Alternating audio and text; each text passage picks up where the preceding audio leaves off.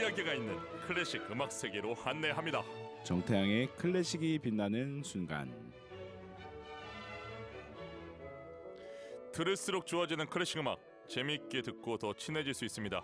오늘도 클래식 음악 세계로 우리를 안내해줄 피아니스트 정태양 환영합니다. 네, 여러분 안녕하세요. 피아니스트 정태양입니다. 한 주 동안 어떻게 지냈습니까? 여전히 한 작곡가를 계속 연주하고 있고요. 슈만이요? 그리고 이제 방학을 했는데 제가 또 학교에서 학생들과 함께 오페라를 하게 됐어요. 어떤 오페라입니까? 돈조반이라는 오페라를 아하. 이제 한국예술종합학교 학생들과 9월에 국립극장에서 공연할 예정인데, 그래서 우리 출연자 학생들과 함께 열심히 땀을 흘리고 있어요. 질문이 있습니다. 네, 9월에 오페라는 지금 들어간다고요? 그렇죠. 아니 무슨 콘서트입니까? 보통 이제 성인들은 한 5주에서 6주 정도를 네. 준비하는데 네. 우리 학생들은 사실 시작한 지는 좀 됐어요. 6월 말쯤에 이제 시작을 했고 6월 중순에 시작했고, 그래서 저희가 이제 최근에 열심히 아이들에게 음악 연습을 끝내놓고 이제 연출에 들어갔습니다. 한국예술종합학교가 네. 처음으로 이제 문체부에 이제 인가를 받아서 네. 학교를 세워졌을 때 좀 센세이셔널했던 거는 네, 보통 학교 오페라를 하게 되면 학생들만 하지 않습니까? 맞아요. 그런데 3일 동안 이렇게 했어요. 한국예술종합학교에서. 하루 캐스팅은 전임 교수님, 하루 캐스팅은 출강하는 강사 선생님, 하루 캐스팅은 학생. 그렇게 되면 우리가 상식적으로 생각했을 때 교수님들이 제일 잘할 거라고 생각하지 않습니까? 여기까지 이야기하겠습니다. 저희는 이번에 네. 두 팀이 있어요. 네. 그래서 학생들이 두 팀이 두 번씩 공연을 하게 되는. 그래서 이제 또 큰 무대에 서는 만큼 또 학생들 최선을 다하고 있습니다. 야, 기대가 되네요. 네. 그러면 그 두 팀이 묘하게 또 대결 구도가 있지 않습니까? 아직은 팀이 정확히 만들어지지는 않았어요. 네. 저희가 더 보면서 이제 선생님들께서 결정하실 텐데, 그래서 다 여러 팀 다 매력이 있으니까, 그리고 또 이렇게 학생들이 오페라를 배우고 또 공연하는 것이 이것이 우리나라 오페라의 음악의 미래가 아닌가 하는 생각이 들어요. 이 오페라는 어떻게 보면 성악가 한 명의 스타 플레이어가 노래만 잘한다고 이루어지는 장르가 아니지 않습니까? 맞아요. 팀워크가 굉장히 예. 중요합니다. 그래서 노래를 잘하는 사람이 두 명이 듀엣으로 잘할 것 같은데 둘이 사이가 안 좋다. 예를 들어서 연애하다 헤어졌다. 이러면 바로 오페라 힘들죠. 난리 나는 거 아닙니까? 맞아요. 뭐 이게 가수에만 또 국한된 게 아니라 연출가 선생님과 가수와 뭔가 썸씽이 있었다. 네. 그러다 뭔가 안 좋아졌다. 그럼 이제 그 팀 전체가 힘들 수도 영향을 있겠죠. 받지 않습니까? 이런 얘기가 너무 많아요. 오페라 역사적으로. 진짜 복합적인 겁니다. 대표적인 그 작곡가가 이제 자코모 푸치니가 네. 이제 소프라노 가수들을 워낙 좋아하지 않았습니까? 네, 그래서 맞아요. 오페라 작품 자체를 자기가 그때 당시 연애하는 소프라노 음역대에 맞춰서 작곡하는. 맞아요. 그리고 네. 푸치니가 젊었을 때 어떤 여자와 함께 이제 네. 도망쳤던 동네가 또 제가 살았던 동네더라고요. 그랬던 기억이 있습니다. 야, 그렇군요. 그 요즘에 또 슈만하고 워낙 깊이 우리 태양 쌤이 사랑에 빠지셔서 맞아요. 다른 작곡가들이 좀 질투한다는 소문이 있습니다. 제가 저한테 카톡이 옵니다, 저한테. 제가 지난주에 네. 방송이 끝나고 나서 제가 이번 달 동안 슈만을 몇 곡을 치는 거 우리 그때 이야기 80곡, 나눴었잖아요. 90곡. 제가 세 보니까 네. 120곡이더라고요. 왜요? 왜 더 늘어났어요? 다 세봤어요. 80곡은 제가 어림잡아서 말씀드렸던 거고. 아니 슈만의 곡이 그렇게 많습니까? 그렇게 많더라고요. 와, 정말 대단하다. 120곡? 사실 슈만의 가곡은 299곡인데 아직 멀은 거죠. 제가 너무 멀은 거죠. 슈만의 가곡이 299곡인데 지금 120곡을 쳤다고 말씀하셨잖아요. 네. 우리나라 어컴퍼니스트 중에 슈만의 곡 120곡 친 사람 있습니까? 있으실 거예요. 있으실 거고 저는 어쨌든 한 3년 내로 그 299곡을 다 한번 연주해 보려고. 솔직히 지금 속으로 본인이 대단하다고 생각하죠. 아니에요. 그러니까 저는 제가, 대단하다고 생각하는데. 제가 사실 그런 네. 결정을 하고 나면 항상 조금의 후회를 해요. 그래도 이번에 마치 무슨 박사과정처럼 네. 슈만과 아주 집중 탐구를 하겠군요. 네, 그래서 일부러 이번 7월을 네. 저 스스로 이제 그렇게 만든. 슈만의 달로. 네, 맞습니다. 알겠습니다. 슈만의 달 잘 보내시고 또 이제 그 다음에 모차르트 오페라 돈조반니 네, 연습 잘하시길 바랍니다. 알겠습니다. 자, 오늘 소개해주실 곡이 슈만이군요. 네, 맞아요. 오늘 그런데 저는 요즘 슈만의 가곡들, 그러니까 노래와 피아노가 함께하는 곡을 많이 연주하고 있어요. 네. 근데 오늘 오늘 소개해드릴 곡은 피아노 독주를 위한 곡입니다. 슈만의 환상곡 시장조 작품 번호 17인데요. 매우 환상적이고 정열적이고라는 지시어가 악보에 써져 있는데요. 지시어처럼 정말로 열정적인 곡입니다. 네. 7월 한 달 동안 이어지는 줄라이 페스티벌 주제가 슈만이라 매주 이어가고 있는 화요일 공연에서 이제 슈만과 만나고 있는 우리 정태양 선생님과 함께하는 자리라서 더 기대가 됩니다. 자, 태양 쌤이 생각하는 슈만의 매력 뭐라 할 수 있을까요? 저도 이번에 제가 몰랐던 곡들도 많이 새로 공부하게 됐고, 네. 그리고 많이 연주했던 곡들도 다시 연주하게 되고, 그러면서 슈만이 이 시기별로 정말로 다른 양상을 많이 보인다. 시기별로. 많이 사랑스러운 작품을 막 쓰던 시기도 있었고, 조금 지나고 그가 이제 정신적 문제로 힘들어했을 때 많이 뭔가 음악적으로도 분열이 되었지만 그만큼 또 창의력이 돋보이는 작품들이 많다. 그래서 저도 좀 혼란스러울 때가 있더라고요. 그 슈만의 곡을 120곡 가까이 지금 네. 연습하고 연주하고 계시니까 네. 제가 좀 깊은 질문을 한다면 네. 슈만은 생각하셨을 때 정상적인 사람입니까? 아닌 것 같아요. 그렇죠. 네. 그러니까 어떤 부분이 특별한가요? 왜냐하면 예. 예를 들어서 1840년 그러니까 슈만이 자신의 연인 클라라와 굉장히 어려운 사랑의 투쟁을 이어나갔어요. 둘은 너무 사랑하는데 쟁취했죠. 장인어른이 너무 반대를 네. 했고요. 그렇지만 그때 쏟아냈던 그 수많은 곡들이요. 정말 연주하기도 편안하고 노래하기도 좋고 또 관객들도 좋아하시는 정말 아름다운 곡들이 많거든요. 근데 그로부터 한 10년이 지난 다음부터의 작품들은 이게 과연 슈만 시대의 화성이 맞나 할 정도로 이해하기가 어려운 경우가 되게 많았어요. 하나의 벽을 또 뛰어넘었구나. 네, 그래서 저도 여러 연주자들과 이번에 연주를 해나가면서 성악가들께서도 진짜 그 다음 코드가 예상이 안 된다. 그 다음 어떤 구절로 노래가 될지 도저히 감이 안 잡힌다. 이런 경우가 많았어요. 그래서 그가 내면에 가지고 있었던 여러 개의 자아와 그런 것들이 발현되지 않았나 하는 생각이 들어요. 그러면 슈만 후기 작품들은 과연 낭만이라 볼 수 있을까요? 어떻게 생각하세요? 저는 진짜 어느 정도까지 느낌이 현대 들었냐면요. 아니에요? 이게 작곡가 쉔베르크의 초기 작품인가 할 정도로 진보적인 화성을 쓴다고요. 쉔베르크까지 간다고. 네, 근데 그러니까 저 스스로는 이렇게 생각했어요. 슈만은 이게 안 불편했을까 이런 생각을 했어요. 그런데 그 정신 세계 속에 있었던 슈만에게는 어쩌면 그게 정상일 수도 있었겠다. 그런 생각을 해봤습니다. 그러니까 제가 이 질문을 한 이유는 뭐냐면 이 세계의 천재들, 네. 각 파트의 천재들은 네. 그 시대를 초월하는 걸 우리가 항상 보잖아요. 맞아요. 그렇기 때문에 슈만이 지금 뭐 연도수로 봤을 때 뭐 200년 전 그 정도 되죠. 네. 200년, 220년 이전에 아마 살았을 텐데 지금의 화성보다도 더 혁신적인 화성을 분명히 썼단 말이죠. 맞아요. 그렇기 때문에 정상일 수가 없어요. 그래서 어떤 곡은 공부하면서 이게 출판 오류인가 싶어가지고 여러 판본을 제가 비교해보고 진짜 이렇게 썼다고 막 이런 경우들이 있었습니다. 와, 저 이 이야기를 태양 선생님의 그 음성으로 듣고 싶었어요. 근데 제가 이제 식견이 부족해서 이게 그 구조적으로 잘 이해를 못했을 수도 있어요. 그랬는데 갑자기 발을 빼십니까? 지금 좋았는데. 막 찾아보니까 다 그렇게 썼더라고요. 그래서 제 질문은 과연 선생님 생각하시기에 슈만의 후기 작품들 지금 말씀하신 그 부분을 뛰어넘은 허들을 뛰어넘은 상태에서 슈만의 작품들은 보시기에 낭만이라고 보세요? 현대라고 보세요? 낭만주의에 있다고는 봅니다. 그래요? 이게 시기적 구분으로는 그렇다고는 생각하고 하지만 만약에 음악적인 어떤 뉘앙스를 생각했을 때는 너무 진보적이다. 지금 우리에게 가까워져 있다라는 생각을 해요. 잘 알겠습니다.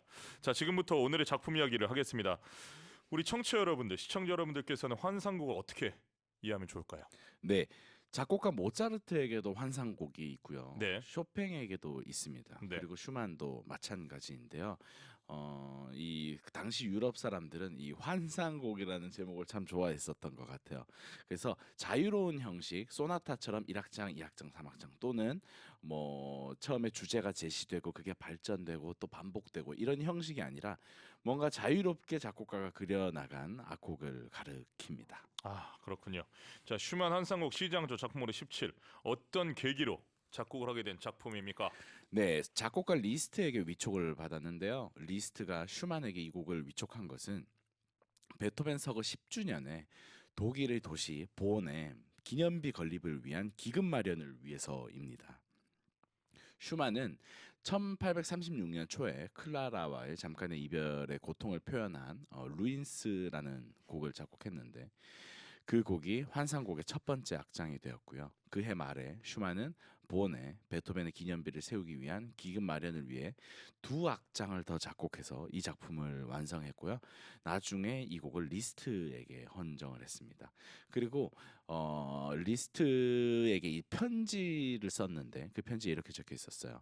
나에게 헌정된 환상곡은 최고의 작품입니다. 그리고 나는 당신이 나에게 이렇게 웅장한 작품을 선사한 영광을 정말로 자랑스럽게 생각합니다. 라고 리스트가 편지에 적었고요. 그리고 나서 리스트가 이 작품을 헌정받은 게 너무 고마워서 자신의 비단조 소나타를 또 슈만에게 헌정하게 되는 계기가 돼요. 정말 대단한 음악사의 역사를 지금 짧은 순간에 말씀해 주셨는데 네. 제가 몇 가지 좀 더 짚어보겠습니다. 네. 자, 그 슈만이 1836년 초에 네. 사랑하는 연인 클라라와 이별을 했어요. 맞아요. 그래서 잠시 이별을 했는데 네. 그 이별을 하면 그 고통으로 인해서 몸부림치기에도 시간이 없지 않습니까? 그런데 루인스라는 곡을 작곡을 했어요. 자, 이거 어떻게 생각하십니까? 그 열정을 작품에 쏟은 게 아닐까요? 그 고통을 작품에 쏟았던 것 같아요. 그리고 이제 계기가 참 좋다 싶어서 또 이 환상곡으로 확대를 시킨 게 아닐까요? 아니, 그 제가 순간 이거를 말씀하실 때 저의 대입을 시켜봤거든요. 네. 그 사랑하는 연인과 헤어졌을 때 네. 헤어지지 않고 싸우기만 하더라도 거의 몸이 절망적이지 않습니까? 그렇죠. 이거를 이렇게 이거 너무 낭만적인 것 같아요. 더군다나 네. 슈만은 그냥 제가 생각했을 때 네. 일반 남성보다도 네. 더 여린 사람이잖아요. 더 민감해. 더 세밀하고 더 맞아요. 디테일하고 민감한 사람인데 클라라와 헤어졌는데 난 클라라 헤어졌어. 곡을 써야지. 이게 말이 됩니까? 지금 우리 정교 교수님이 하고 계신 이야기를 네. 조금 있다가 조금 더 확장시켜서 그 부분이 이 환상곡 속에 어떻게 들어가 있는지도 이야기해 드릴게요. 야, 이렇게 피해가는 겁니까? 아니요. 정경 교수님이 너무 정확하게 딱 집어 주셔 가지고 그거 꼭 말씀드려야 되겠다 싶어요. 알겠습니다. 자, 네. 넘어가겠습니다.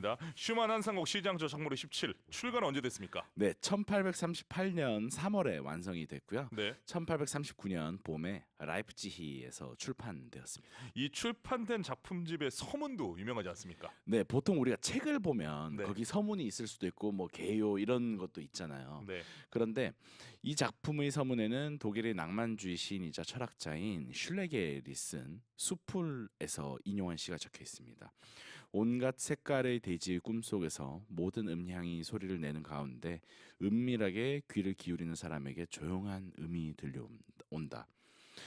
아마도 귀를 기울이는 사람은 클라라였고 그 조용한 소리의 진원지는 슈만이었을 거라고 평론가들은 말하고 있습니다. 와, 저는 자연이라고 생각을 했는데 그조차도 클라라 슈만이다. 네. 아주 정말 대단한 사랑입니다. 정말 아주 난리가 난 것 같은데. 자, 슈만이 리스트의 작품 이촉을 받아들인 데는 베토벤에 대한 존경심의 또 다른 이유가 있었습니까? 네, 사실 그렇습니다. 당시는 슈만이 클라라와 결혼을 하기 전이었어요. 네. 두 사람은 힘든 사랑을 이어가고 있었는데요. 리스트가 클라라에게 그 유명한 초절기교 연습곡을 헌정을 한 겁니다. 네, 그래서 슈만은 또 이에 이제 반해서 또 슈만의 환상곡을 작곡했고 리스트에게 결국에 헌정을 하게 되었는데요. 리스트가 클라라에게 헌정한 이 초절기교 연습곡은요 파가니니로부터 받은 영감을 투영했고요. 네. 슈만도 이 환상곡에 파가니니를 반영했다는 이야기가 있는데 슈만은 더 심리적이고 낭만적인 면에서 이 작품을 썼다고 할 수 있어요. 그렇군요. 베토벤 서거 10주년을 기억하고자 한 곡이라서 베토벤을 오마주하기도 했다는데 사실입니까? 네, 이 부분에서 아까 전에 이제 우리 정경 교수님 이야기하신 것을 말씀드리고 싶어요. 네. 슈만은 베토벤을 굉장히 동경했고 존경했습니다. 네. 그래서 이 기념비 건립 사업에 기금 마련을 위해서 이 작품을 쓰게 되었고요. 네. 그런데 베토벤에 대한 오마주로 어떤 작품의 한 부분을 인용을 하는데요. 그 작품의 이름이 베토벤의 연가곡집 멀리 있는 연인에게라는 작품입니다. 그런데 이 멀리 있는 연인에게의 마지막 부분에 이런 가사가 나와요. 당신에게 부르는 이 노래를 받아주오 연인이여인데 그 부분의 멜로디가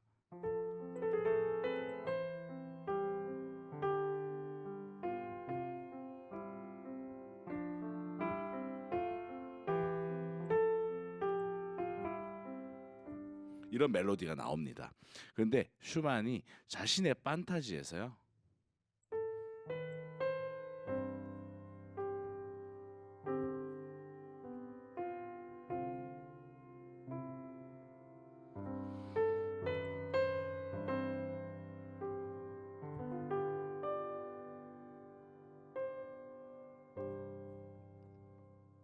같은 멜로디를 인용해서 삽입을 함으로써 이 곡의 1악장 말미에 마치 그 슈만 클라라와의 힘들었던 어떤 사랑 그리고 그 이별의 아픔을 투영하듯이 집어넣어 놓았죠. 그러니까 이 헤어지고 나서 그 아픔이로 이런 아름다움, 끔찍히도 아름다운 멜로디가 나왔다 이렇게 말씀하시는 거 아닙니까? 맞아요. 그러니까 저는 그 이해가 안 됩니다. 아니 정말 그 가슴이 찢어지는 혹시 경험해 보셨습니까, 선생님? 잘 모르겠어요. 이게 헤어지면 가슴이 찢어지거든요. 제가 조금 더 찢어지게 연주를 했어야 되는 조금 더 뭔가 느꼈어야 하는가 하는 생각도 들어요. 아닙니다. 알겠습니다. 제가 여기까지만 하도록 하겠습니다. 다음에도 뭐 기회가 많을 테니까 저는 그냥 넘어갈 수가 없어요. 이게 너무 비현실적으로 우리 클래식이 네. 이렇게 너무 낭만적으로만 포장되어서는 안 됩니다. 이게 우리가 지금 현실적으로 좀 바라봤을 때 우리랑 좀 이 스킨십이 돼야 돼요. 아니 그렇지 않습니까? 가슴이 찢어지도록 아프고 아무것도 할 힘이 없고 정말 녹초가 되고 밥 먹을 힘도 없어서 내가 더 이상 살아서 뭐하러 이런 생각인데 거기에 갑자기 다다라다다다 이거야. 자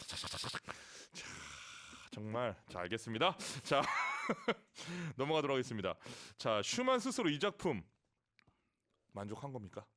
네, 이 작품에 대해서 슈만은 클라라에게 지금껏 내가 작곡한 곡 가운데 가장 열정적인 작품으로 당신을 향한 깊은 슬픔을 표현한 것이라고 말했다고 합니다.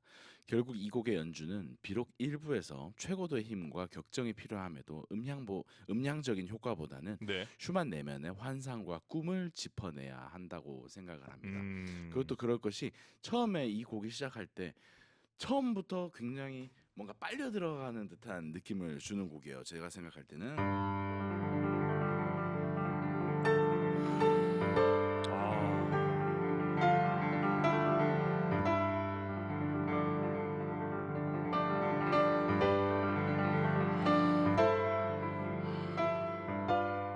그러니까 어딘가로 뭔가 들어가는 듯한 느낌을 굉장히 많이 주고요. 너무 좋다. 네. 그러니까 뭔가 꿈을 꾸는 듯한 느낌을 정말로 주는 곡이죠.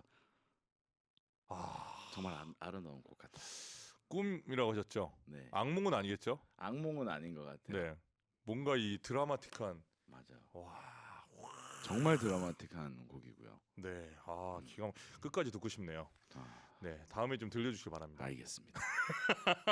자, 이 곡의 연주에 대해 피아니스트들은 어떤 생각을 갖고 있었습니까? 네, 쉽지 않은 곡이고요. 네. 저도 이 곡을 연주한 적이 있지만 네. 정말 어려운 곡인 것 같아요. 그 피아니스트 클라우디오 아라우라는 위대한 음악가가 계신데 이 곡에 대해서 반드시 슈만이 작곡한 그대로 연주하라고 지적을 했다고 합니다. 아라우는 슈만의 시적 상상력을 온전히 표현하기 위해서는 악보의 음표를 객관적으로 받아들여야 한다고 말했는데요. 작품 속의 다양한 리듬과 관현악적인 색채감을 슈만의 의도대로 재현해내려면 연주자는 단순한 피아니스트가 아니라 철학자 또는 시인의 감성이 요구된다고 말하고 있습니다.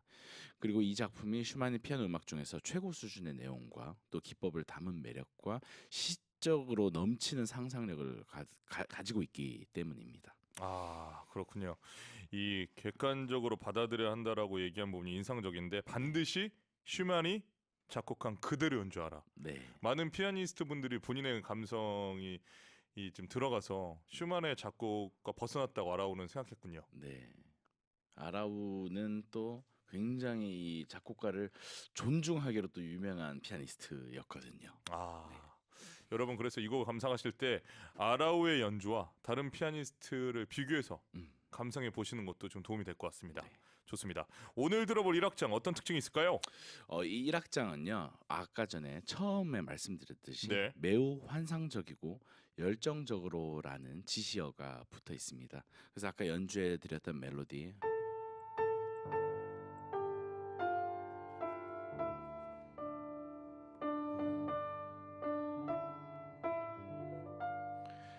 이 주제는요.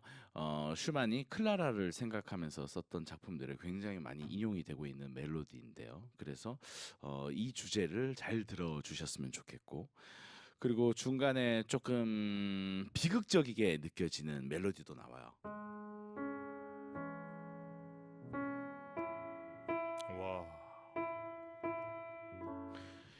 이렇게 뭔가 비극적이고 차분하고 아니면 어떤 관념의 상태를 은유적으로 보여주고 있는 부분도 있고, 또 마지막에 가서는 아까 전에 베토벤의 멀리 있는 연인에게서 따왔던 주제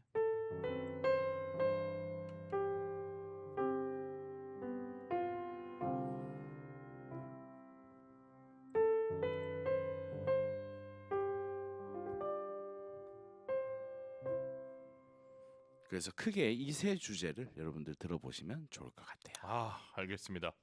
오늘의 주제 음악인 환상곡 시장조 작품으로 17 1악장. 피아니스트들이 생각하는 난이도가 좀 궁금한데 아주 어려운 축에 속할까요? 이 곡이 되게 어려운 축에 속할 거예요. 저도 이 곡을 3악장까지 다 연주해 보진 않았어요. 우리가 오늘은 1악장을 들을 건데요. 네. 저도 1악장만 연주를 해봐서 근데 3악장이 특히 어렵다고 이야기하더라고요. 그러니까 3악장이 궁금하네. 제가 듣기로는 피아니스트들이 가장 무대에서 실수하기 쉬운 곡 베스트 3에 들어간다고 들었어요.